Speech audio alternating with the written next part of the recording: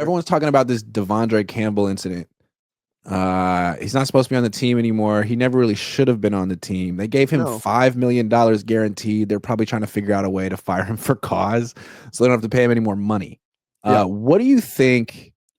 What do you About this make of stuff? this whole thing? It's very bizarre and unusual. Well, I was thinking about this before. We got him for a replacement for Dre Greenlaw. We got him as a replacement. That's what we brought him in for, which, geez, it's a bad replacement, but whatever. He's like not a good replacement. Who were we were gonna get Eric Kendricks before him, correct? $5 million guaranteed for Yeah, Campbell, for who Campbell. just was bad mouthing his previous employer on the way out of town. Yeah, and I Packers. remember that too. The Yeah. Packers. He's like, thank God I'm out of there. New fresh start, San Francisco. That was a little bit iffy. And Grant, have you seen Like, the video? what do you think he's gonna do when you bench him for Greenlaw? Like, look at him. No, but Grant, did you see do you know that pregame when they do those clap in the pregame clap, it's like Greenlaw and he's like, you know what I'm talking about? Like the Yeah. clapping. Watch that video and look at Devondre Campbell in that video. I remember seeing that video. Devondre Campbell literally looks like he does not want to be there at all. Go look at that video after. Go look I believe at it. Wow, it's insane. He literally looks like he doesn't want to be there. I remember seeing that video before the game. I'm like, why does he look like that? He literally Well, looks like he Kyle doesn't was wanna be asked there. yesterday, like, how come? Like, remember there's that moment early in the game where Warner gets injured for a play, comes off Yep. the field, Yep. and Demetrius Flanagan fouls, replaces him. So I Yep. think it was Barrows who asked Kyle, like, how come? Is that when you realized that Campbell wasn't going to play? And Kyle was like, well, nah, all I knew was that Campbell wasn't around the other linebackers, and they just, threw in someone that was near them. It's like, Yeah. well, where was he? Isn't that a Exactly. bad sign? Yeah. I mean, He was eating a Devondre hot dog. He was over talking to someone. Like, what happened? I mean, Devondre, yeah, this season, 44 solo tackles. And the craziest thing is he does this. Listen, good players usually do this. Antonio Brown did this, but it's Antonio Brown. He's good. It's like, that's whatever. He messed up in the head, whatever. Antonio Brown's good, whatever. You got a guy that's ranked 61st out of 80 linebackers in the league quitting on your team. I saw that list on PFF. Out of 80 linebackers, he was ranked 61st, 60th, 61st. He sucks. Yeah. He has nothing special about his game. He can't tackle. And his I think that's fair to say. He sucks. Sorry, Devondre, but oh no, he sucks. suck. Oh, I mean, Green Bay but Packers, here's the thing, though. Devondre like, good. Don't you feel like some of this? Maybe I'm wrong. Some of the culpability goes on Kyle. It's like you're responsible for this team, and you hire this guy. You sign this guy, and you're going to have to take his job away from him midseason for Greenlaw, and you know him. Like, you worked with him in Atlanta one year. You taught. I mean, LaFleur. Like, can't you? Yeah. Like, this guy's not going to handle it well, and it just might happen where in like the most important game of the year, you're screwed because you were depending on this guy and you didn't really know him very well, and he didn't fit into your locker room, and he wasn't all in with your team. Like, yeah, Devondre, get out of town, but it would have been nice if Kyle had figured this out at least a day before then. Like, God, this guy isn't one of us. Grant, did you see that tweet that he made on his Twitter? He was like, I think I'm going to quit football and become a model.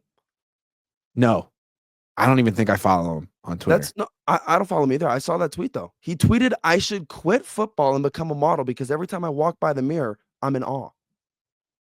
Well, that's good. As long as, he's feeling himself. But I just want to say that, like, in the locker room, he was obvious that he was never really part of this team. He would be by his locker and he would kind of talk to people that were next to him. I don't know how reluctant they were to talk to him, but he always would kind of talk a little too loud, and he would say things that were really inappropriate. I'm not going to repeat them. I don't want to be a snitch, but like stuff that could have got him kicked off the team a long time ago. Just really? Like, what? Yeah. And then like at practice, he'd be the last guy out consistently. Like, the way it works is it starts off with stretching. He's not there for that. And then it's special teams. He doesn't play special teams. So like people who don't play special teams, like Kittle, he'll meet up with his position coach and just catch passes for 10 minutes just to do something. Yeah. Devondre's, I don't know where he is. He's like in the weight room or something. And then when it's time for like actual linebacker drills, he walks out and does his thing. It's like, man, like, can you do the bare minimum? You always talk about people being the first one in, the last one out. Like, he's the last one in, the first one. Anyway, never should have been on this team. Very clear that he was the odd man out and was going to be the odd man out. I maybe he still thinks he's a Pro Bowl linebacker because in Green Bay he was, but I don't know. He hasn't been that for a very long time, and he sucks. Simple as that. He's not good. But what I want to get into is like, I don't know. Here's where so it happens, and after the game, someone asked Kyle like, "Well, I forget the exact wording, but it was like, are you losing the team?" And Kyle's like, "What? Like, no, this is just one guy." And of course, Lombardi like made it the whole story, the Campbell incident. And he's like, no, what's important to know is that the Niners have like a really strong locker room and a really strong culture. And this guy tried to mess with it, and he's gone. And the fact that they got rid of him really shows how much they value their culture. That's one way to look at it. Another way to look at it is, man, is this the tip of the iceberg? Like, what is going on in this locker room? Like, all I know is that no one on the Rams quit mid-game. Like, No. I think he's the only guy in the league who's quit mid-game. But Grant, it's not even just that, Grant. Grant, it's not just that. Debo punching Tabor Pepper in the face. It's worse than what Devondre did, frankly.